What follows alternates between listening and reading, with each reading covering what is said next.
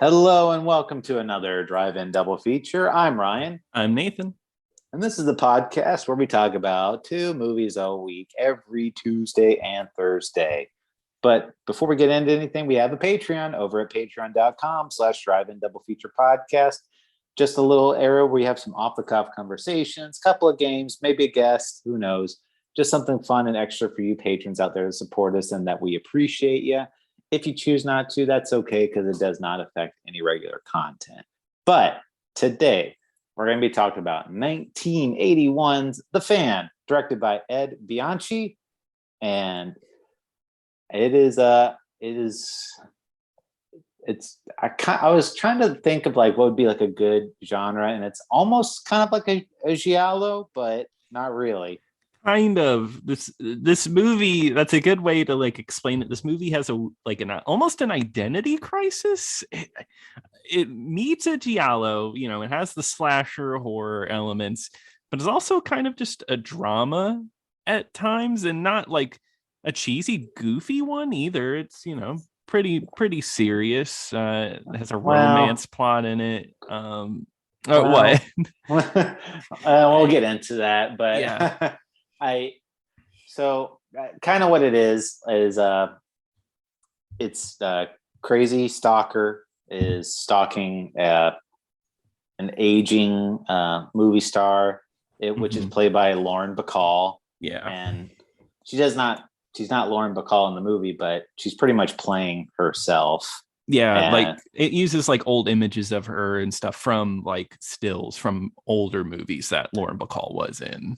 Yeah, like there's one really famous headshot that they used a bunch, and I remember I've seen that in like other pieces of media. But she's just kind of navigating. She's got her ex-husband that's there, and played by James Garner. Yep. Yeah. And I kept thinking like it almost felt like a Brian De Palma movie a little bit, because there's a lot of scenes where, they show who the killer is, but I was like, this reminds me a lot of like Dress to Kill and like Body Double. Yeah, it gave me strong Body Double vibes, like Body Double, anything Brian De Palma. It seems like a movie that I would love. Like there was something about it where I was like, oh, I could really like this. But personally, there was something missing. I didn't love this movie. Like it was fine, but if another director had this, I feel like it could have been really cool. Well, I started really liking it a lot. Okay. And I was like, whoa, this is really good. And I thought Lauren Bacall was really good in it. Yeah, she's great. Yeah. And she has like an assistant who's played by Maureen Stapleton. And actually Maureen Stapleton won Best Supporting Actress the year this movie came out for the movie Reds. Oh, interesting. Okay, cool.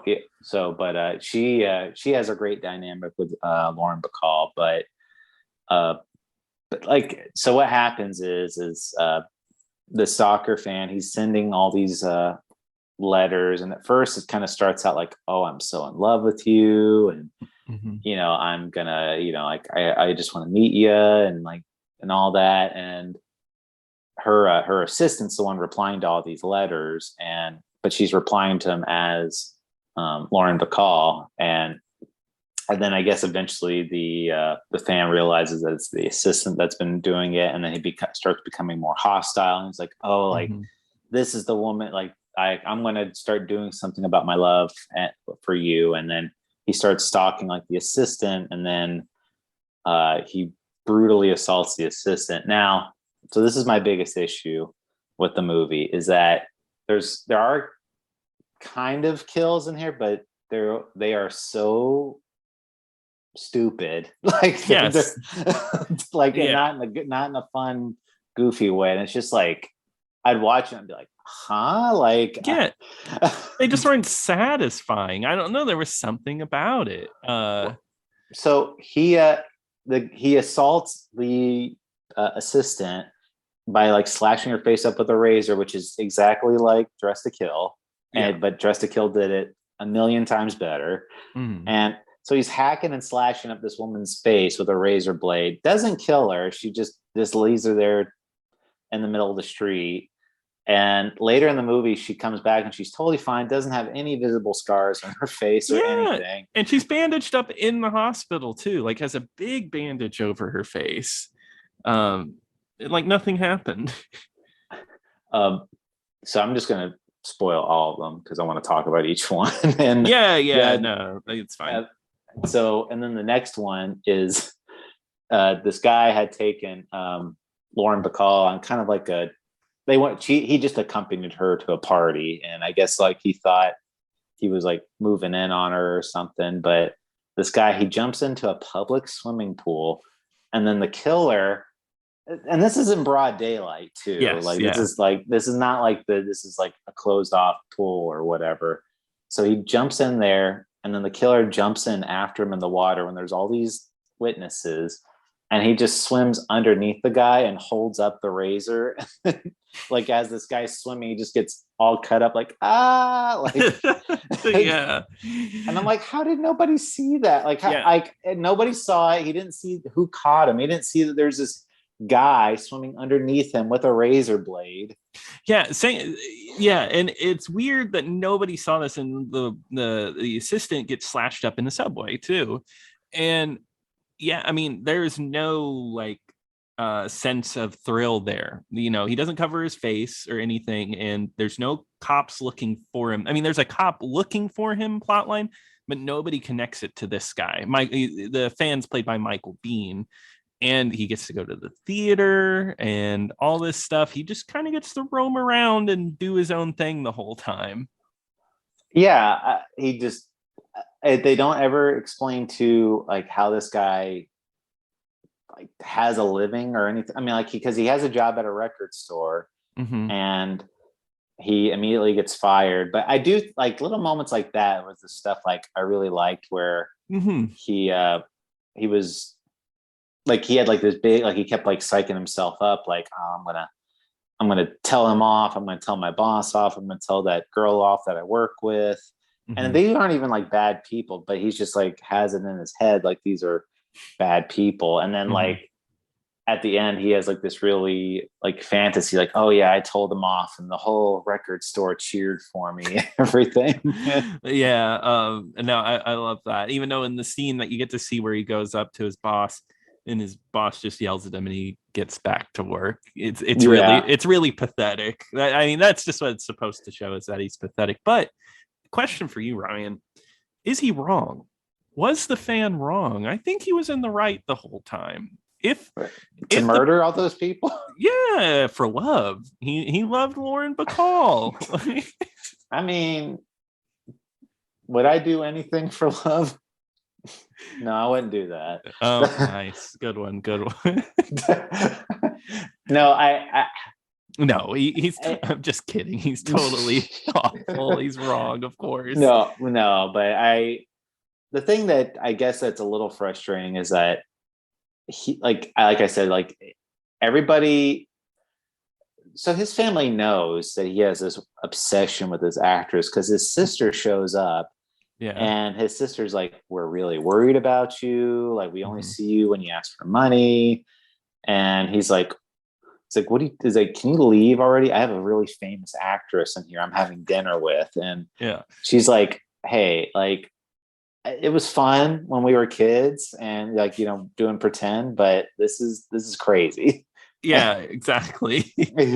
I wish there was more to that. I do. I feel like the movie doesn't focus enough on Michael Biehn, right? Like why he's like this, or like how it got to this point of obsession, right? Yeah. I would have liked a lot more stuff like that. But you know, I guess crazy fans, like there's not really like a huge motive behind a lot of the stuff. That's true. I mean, it does show that he's kind of a loser and nobody really likes him to begin with. He lives in isolation, but yeah. And I think it's supposed to be like some kind of mystery because him and Lauren Bacall, they don't even end up in the same room till the end of the movie. You know, that's the whole deal. It's like he's doing all this, hurting her and all that without even being near her. There's another thing too that reminded me a lot of Dress to Kill is that they had the cop in this movie, which is Hector How do you Yes. pronounce his name? Oh God, I don't know. The guy from, he's in all those Gary Marshall movies, like Hector Yeah. Elizondo or whatever. But Yeah. you know him. He's in The Princess Diaries and he's in Pretty Woman. He's in literally every Gary Marshall. Anyway, Yeah. he's the cop in there, and I'm just like, man, I wish that was Dennis Franz. Yeah, Dennis Franz would be great if this was a Brian De Palma movie. You know for sure that would be Dennis Franz in that role. Yeah, except this cop wasn't nearly as sleazy as No, him. this cop was kind of good. I mean, like at first he's like, "Oh, it's a fan." I mean, what are we gonna do? Because he doesn't have an address or anything. So he's like, it's more of like, there's nothing I can do. At this moment, I can try my best, but it almost feels like him and Lauren Bacall there have a relationship at some point, but James Garner, her ex, it's more about them getting together. That was the other thing that was like, she still had a relation, I guess, a friendship with her ex-husband, and I kept thinking like, oh well, maybe it's going to show her and the cop getting together because they have coffee together, then they get dinner together. So you think like maybe this cop is like having like an invested interest and like he's going to fall in love with her. It doesn't really play out like that. It's just her and her ex-husband get closer, but they don't end up back together at the end of the movie or anything like that. It's just kind of like it's there type of thing. Yeah, I feel like nothing really happens with that, and the movie focuses on that relationship really hard. And for me, I felt like those were kind of weak moments. One part that baffles me, another kill, is the part where Michael Biehn kills the dude he's like having sex with. Yeah.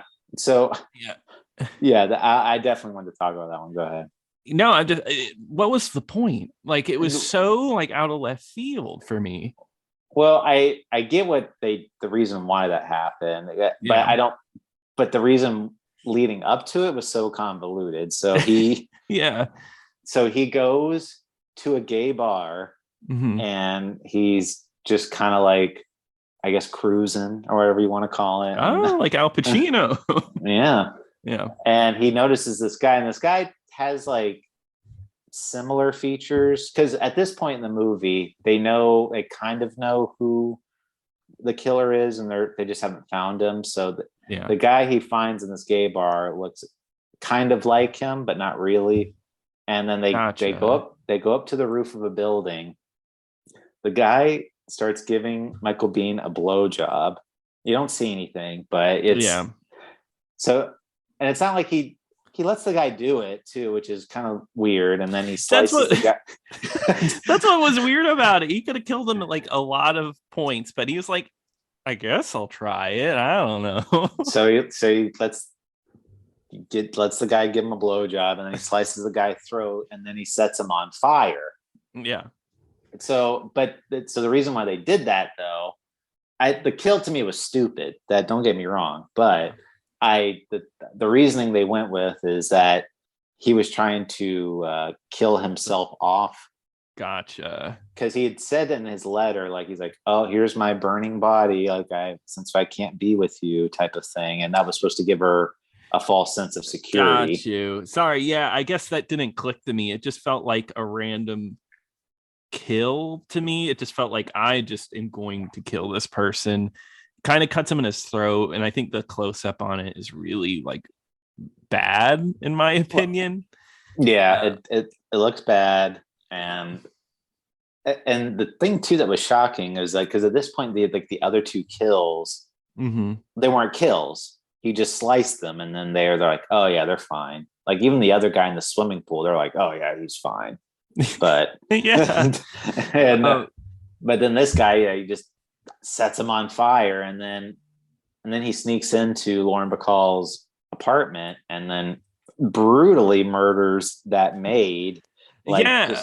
Actually like horribly kills that lady. But see, and then that scene too was it was shot so bad. It was really bad, because to kill this woman, usually you see like they slice them across the throat. So for this woman, she's got she's got her little maid outfit on, and then he like slices her across the chest, and that supposedly kills her. Yeah. Like but it's like, because you know what I'm saying, it's like right below her neckline. It's like right in her upper chest, and she just starts bleeding through her clothes, and that apparently kills her.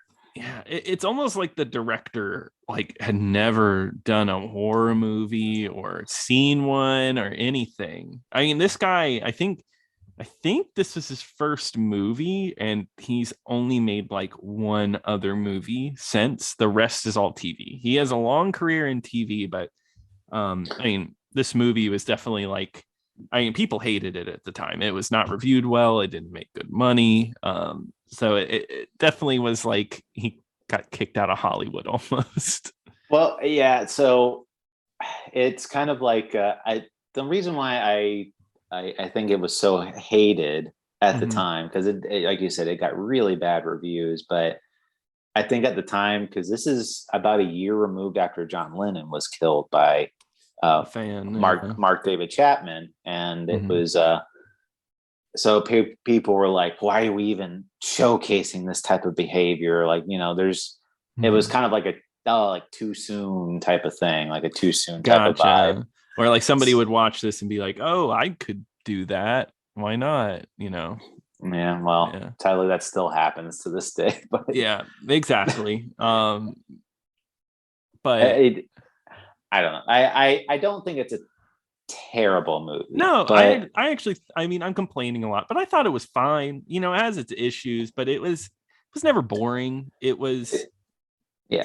had its moments. It's only 90 minutes. It breezes by, and but I can't really say this is one where I'm like, oh, you gotta see The Fan or whatever. But no, it's not a hidden gem of like 80s movies at all. I will say Lauren Bacall is really good in this. I think this is like a really good movie for her. Oh yeah, I mean, she does really great in it, and she's leading up. Like, there's the other subplot too, where she's Broadway, right? They're what's the word I'm looking for? They're practicing or whatever, doing rehearsals. That's it. For a Broadway play. And, you know, she does like a full musical number at one point. Yeah, she does. Yeah. And it really shows the show. It reminded me of All That Jazz, which was playing on a theater in the background in one scene. Yeah. And yeah, I mean, the ending is cool. I think she does a good job when Michael Biehn actually confronts her. And even though it is a bit shaky how he does it, because the theater closes down and somehow he sneaks around back, kills like the guard there, and then ends up in this giant theater, just him and Lauren alone together. Yeah. Well, yeah, like everyone they leave Lauren like alone. Like her assistant leaves, the cop was there, he leaves, like her ex-husband was there, he leaves. They're just like, and she's just, apparently there was only 3 people in this theater. And that he killed 2 of them. So so it went straight to her. Really, really interesting, and it takes forever for anybody to actually show up. But it does show, like, at the end of the movie, when they have their final confrontation, that he really, like, it goes back, you know, he really is just like a total pathetic loser. Because once like he thinks he has all the power over her, but when she's just like, no, you don't have any power over me, you're just a scared little boy or whatever. And and then he just loses all confidence, and then she kills him. Yes. Yeah. And then it ends in an ending shot I like of him dead in the theater chair as it zooms away. I thought that was good. But I like that shot. One other shot too I want to mention that I actually really liked is, like, there's one scene where he's kind of like wandering the streets, and there's like an overhead shot where he's like sitting on this bench, and there's like 100 other empty benches. I'm like, what is that? Yeah, like, no, I saw that. I was like, where did they film that? Like, how did they get that? It was really cool. Yeah, I totally agree. Yeah, that one just stood out. I guess it's New York, you know, it's a character in itself. Would you say it's a character in this movie? I would say you could include New York. New York's performance was brilliant in this movie. I think so. Yeah. But at the end of the day, like the thing I got out of it, like especially after like one of that like the the gay scene, is that the way I read it is like the guy in this movie was struggling with his sexuality, Yeah. and he was actually a gay man, and he like latched onto this movie star, and he was just kind of like fighting with himself throughout this whole time. That's what I kind of got out of it too. Because the way he was in that bar, like he knew like what the rundown was. It didn't feel like that was his first time doing something like that. Yeah, and exactly, and like, and he did let that man go down on him. So like, there was not really a struggle or anything. It was, that's what I kind of got out of it. Yeah, maybe it could have played a little more into that, but I don't know. Yeah, but I'd say I can't really give it a full recommend in all honesty, but No. it's not the worst thing you could watch either. So No, yeah. I mean, if this sounded interesting, I mean, go for it. I'm definitely not going to tell you not to, but I wouldn't no, say you can like, tell them. okay, don't. But I will tell you that you don't have to see it if like there's other movies from the 80s I recommend over this. Watch anything Brian De Palma from the 80s. Yeah, just watch Dress to Kill or Body Double again. You'll have a much better time. Exactly. But I think that's it. But Nathan, what are we going to be doing next time? So next Thursday, we're going to be talking about Teenage Caveman from 1958, directed by good old Roger Corman. Sounds great. Can't wait. But if you'd like to send us an email, you could send us an email over at driveindoublefeaturepodcast@gmail.com. Don't forget to follow us on Twitter at DIDFpod. But until next time. Until next time.